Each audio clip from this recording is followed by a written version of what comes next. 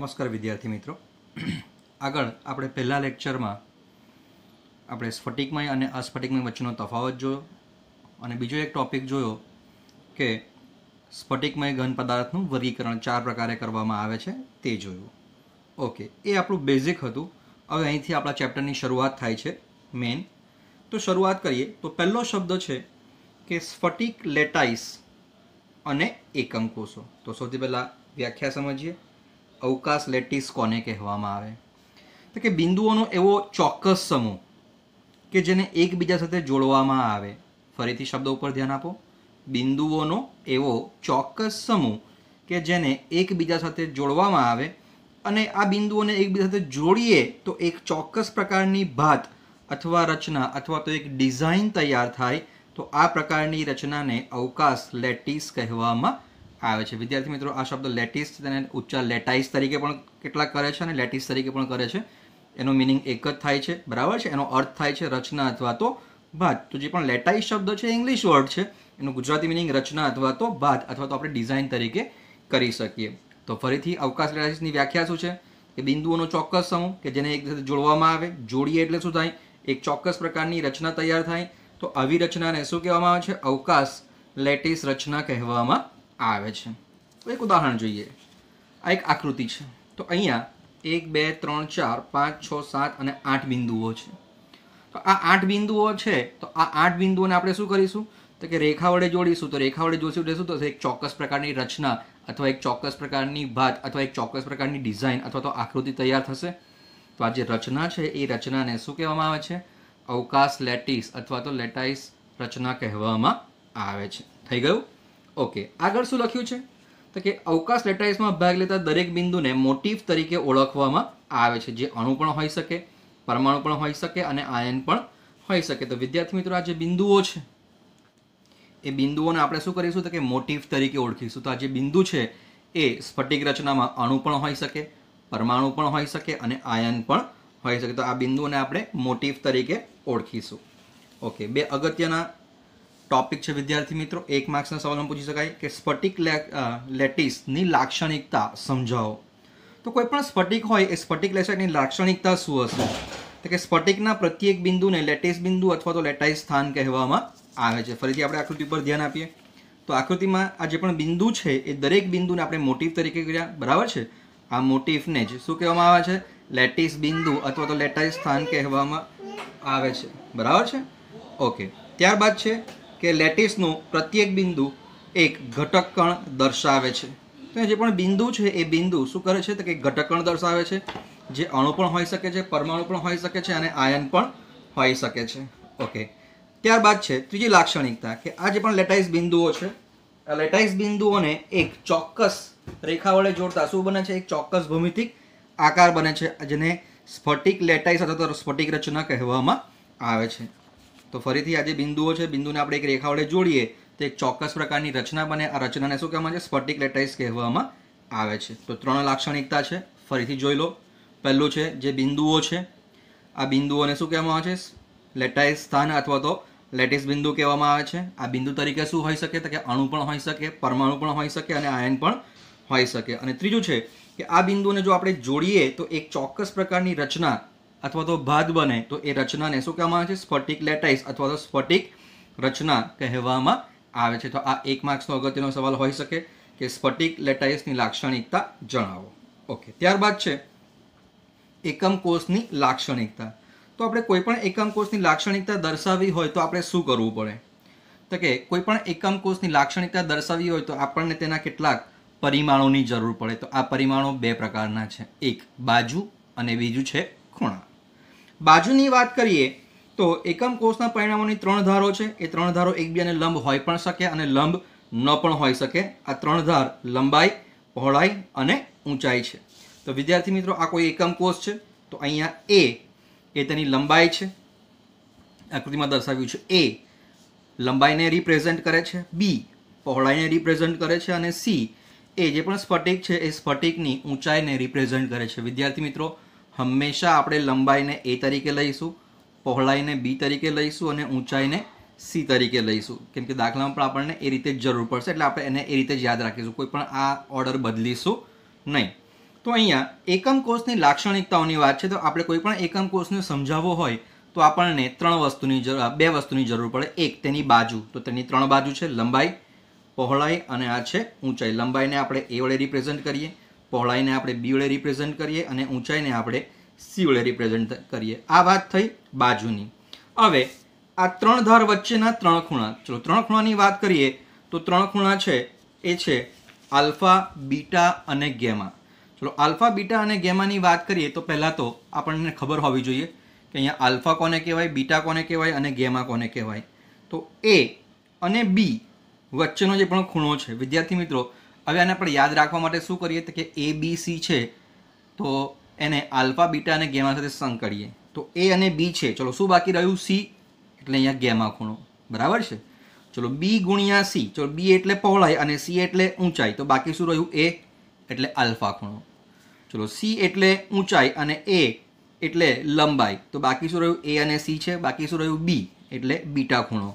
તો A અને B વચ્ચેનો ગેમા ખૂણો, B અને C વચ્ચેનો આલ્ફા ખૂણો અને C અને A વચ્ચેનો બીટા ખૂણો. આપણે આકૃતિમાં દર્શાવવું હોય તો અહીંયા જુઓ, આ A છે અને આ B છે, તો A અને B આવી ગયું, બાકી રહ્યું C. તો આ જે ખૂણો બનશે એ ખૂણાને કયો ખૂણો કહેવાય? ગેમા ખૂણો કહેવામાં આવે. ચલો ત્યારબાદ છે B અને C, તો આ B છે અને આ C છે. તો B અને C આ બે વચ્ચેની જે પણ આ બે લાઈન વચ્ચેનો જે પણ ખૂણો છે, ખૂણાને આપણે શું કરીશું? આલ્ફા તરીકે રિપ્રેઝન્ટ કરીશું. અને C અને A, તો આ આપણું C છે અને આ આપણું A છે, તો આ બે વચ્ચેના ખૂણાને આપણે બીટા તરીકે રિપ્રેઝન્ટ કરીશું. તો આપણે કોઈ પણ એકમ કોષને સમજાવવો હોય, એની લાક્ષણિકતા સમજાવવી હોય તો આપણને બે વસ્તુની જરૂર પડશે, એની બાજુ અને તેના ખૂણા. તો બાજુ 3 A, B અને C અને 3 ખૂણા આલ્ફા, બીટા અને ગેમા. ફરીથી વિદ્યાર્થી મિત્રો, આલ્ફા કોને કહેવાય, બીટા કોને કહેવાય અને ગેમા કોને કહેવાય એ આપણે MCQમાં પૂછી શકાય. તો આલ્ફા કોને કહેવાય? તો B અને C વચ્ચેના. બીટા કોને કહેવાય? તો કે A અને C વચ્ચેના ખૂણાને. ગેમા કોને કહેવાય? તો કે A અને B વચ્ચેના ખૂણાને કયો ખૂણો કહેવાય? ગેમા ખૂણો કહેવામાં આવે છે. તો આ થયા એકમ કોષ કોને કહેવામાં આવે, તેની એકમ કોષની લાક્ષણિકતાઓ અને સ્ફટિકની લાક્ષણિકતાઓ. ઓકે, હવે આપણે આગળ જોઈએ છે એકમ કોષના પ્રકાર. તો વિદ્યાર્થી મિત્રો, હવે જે વસ્તુ છે એ બધું મોડલ આધારિત છે, એટલે આપણે મોડલને જોઈશું અથવા આકૃતિને જોઈશું એટલે આપણે તરત એનો આઈડિયા આવશે. તો નવો ક્વેશ્ચન છે કે એકમ કોષના પ્રકાર જણાવો.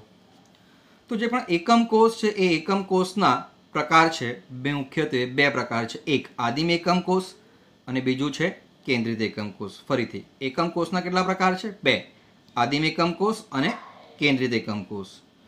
ત્યારબાદ આદિમ એકમ કોષના આગળ કોઈ પ્રકાર નથી, પરંતુ જે પણ કેન્દ્રિત એકમ કોષ છે એ 3 પ્રકારના છે. એક ફલક કેન્દ્રિત એકમ કોષ, અંતઃ કેન્દ્રિત એકમ કોષ અને ત્રીજું છે અંત કેન્દ્રિત એકમ કોષ. જે પણ ફલક કેન્દ્રિત એકમ કોષ છે ને ઇંગ્લિશમાં ફેસ સેન્ટર્ડ યુનિટ સેલ કહેવાય, એટલે તેને શોર્ટમાં FCC તરીકે ઓળખવામાં આવે છે. અંતઃ કેન્દ્રિત એકમ કોષ, અંતઃ કેન્દ્રિત એટલે બોડીની અંદર હોય એટલે એને કહેવાય body centred unit cell, BCC તરીકે ઓળખવામાં આવે છે. અને અંત કેન્દ્રિત, અંત એટલે છેડો, બરાબર છે. તો અંત કેન્દ્રિત એકમ કોષ, તો અંત એટલે છેડો અને છેડાને આપણે ઇંગ્લિશમાં એન્ડ કહીએ એટલે એને ઇંગ્લિશમાં કહેવાય એન્ડ સેન્ટર્ડ યુનિટ સેલ. તો FCC, BCC અને ACC છે. ઓકે, શરૂઆત કરીએ છીએ આદિમ એકમ કોષની. ચલો હવે વિદ્યાર્થી મિત્રો, આ ચેપ્ટરમાં આપણે કેટલાક ઇંગ્લિશ નામ ફરજિયાત યાદ રાખવા પડશે, કેમ કે કેટલીક વાર આ ઇંગ્લિશ નામોને ધ્યાનમાં રાખીને પણ ક્વેશ્ચન પૂછવામાં આવે છે. તો જે પણ આદિમ એકમ કોષ છે એ આદિમ એકમ કોષને પ્રિમિટિવ યુનિટ સેલ કહેવામાં આવે છે. શબ્દો પર ધ્યાન આપજો. Primitive unit cell. Primitive unit cell એટલે આદિમ એકમ કોષ. તો વ્યાખ્યા કે આદિમ એકમ કોષ કોને કહેવામાં આવે કે જ્યારે પણ ઘટક કણો એ માત્ર એકમ કોષના ખૂણાના સ્થાન ઉપર હાજર હોય. તો જે પણ એક ઘટક કણો છે, આ બિંદુઓ છે, આ બિંદુઓ ક્યાં આવેલા હોય તો કે માત્ર અને માત્ર ખૂણા ઉપર આવેલા હોય. તો જો ઘટક કણો માત્ર અને માત્ર ખૂણા ઉપર આવેલા હોય તો આ પ્રકારના એકમ કોષને શું કહેવામાં આવે છે? આદિમ એકમ કોષ કહેવામાં આવે છે. થઈ ગયું? ઓકે, તો હવે વાત કરીએ કેન્દ્રિત એકમ કોષની. તો કેન્દ્રિત એકમ કોષ કોને કહેવાય તો કે જે એકમ કોષમાં ઘટક કણો ખૂણા ઉપર તો આવેલા જ હોય. હવે આ સ્ટેટમેન્ટ દરેક વ્યાખ્યામાં કોમન રહેશે.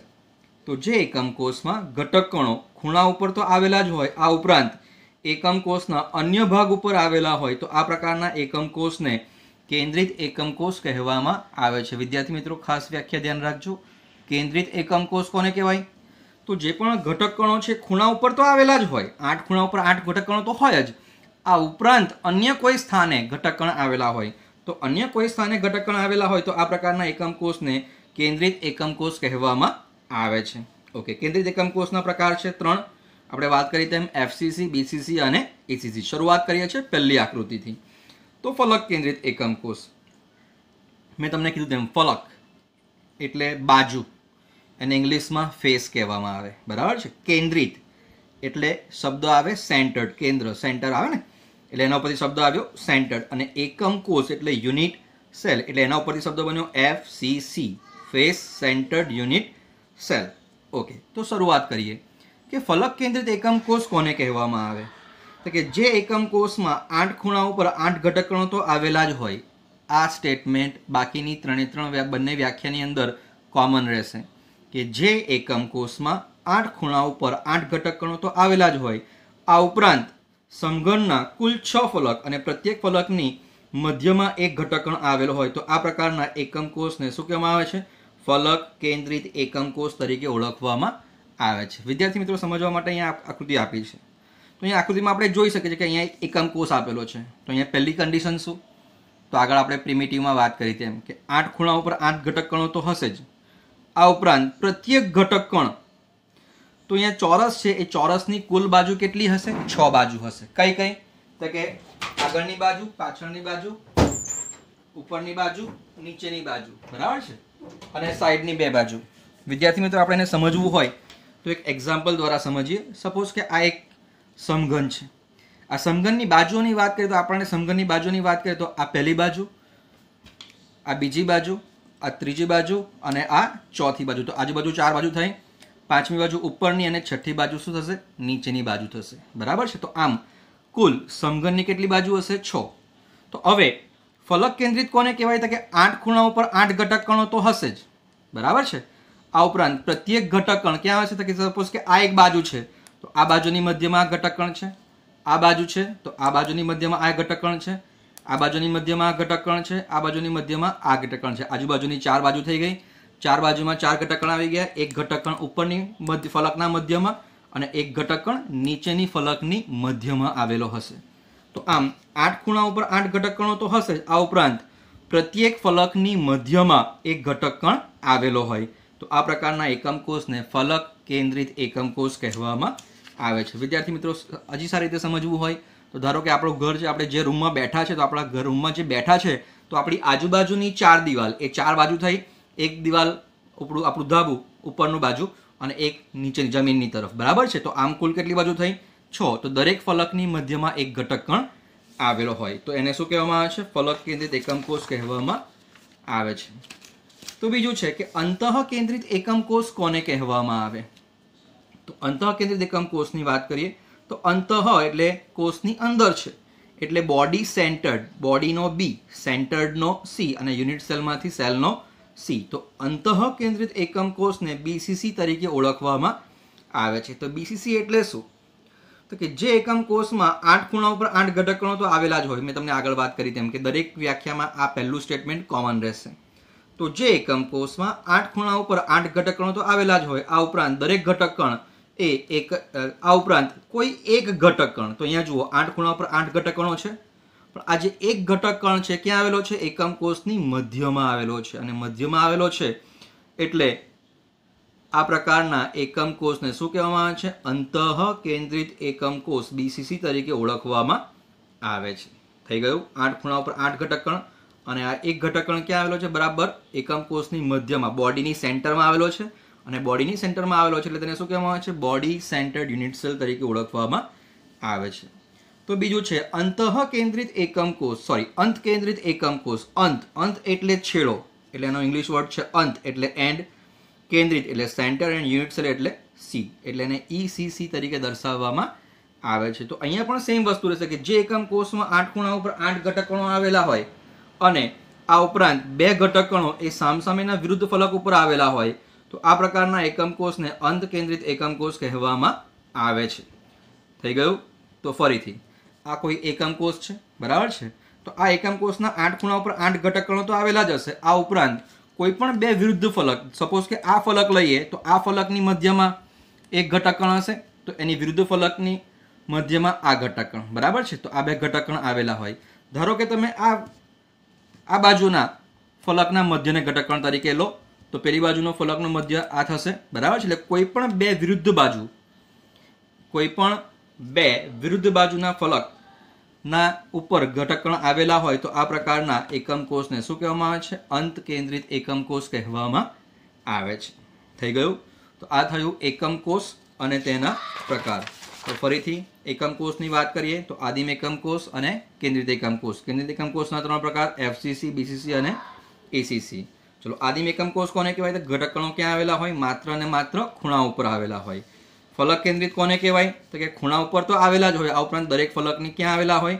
મધ્યમાં. તો 6 ફલક છે એટલે 6 ફલકની મધ્યમાં બિંદુ આવેલા હોય તો એને ફલક કેન્દ્રિત કહેવાય. અંતઃ કેન્દ્રિત કોને કહેવાય? તો કે અંતઃ કેન્દ્રિત એટલે 8 ખૂણા ઉપર 8 તો હોય જ, પણ એક ઘટકણ ક્યાં આવેલો હોય? બોડીની મધ્યમાં. તો બોડીની મધ્યમાં આવેલો હોય એટલે તેને શું કહેવાય? અંતઃ કેન્દ્રિત. અંત કેન્દ્રિત એટલે કે 8 ખૂણા ઉપર 8 તો હોય જ, પણ આ ઉપરાંત કોઈ પણ બે ઘટકણ ક્યાં તો સામસામેના અથવા તો વિરુદ્ધ બાજુના. તો આ લો તો આની વિરુદ્ધ બાજુ આ થાય, આ લો તો આની વિરુદ્ધ બાજુ આ થાય. તો સામસામેના ફલક ઉપર અથવા તો વિરુદ્ધ બાજુએ ઘટકણ આવેલા હોય, આ લો તો એનો વિરુદ્ધ બાજુ આ થાય, બરાબર છે. તો આ પ્રકારના ફલક આ એકમ કોષને શું કહેવામાં આવે છે? અંતઃ કેન્દ્રિત એકમ કોષ કહેવામાં આવે છે. Okay, thank you.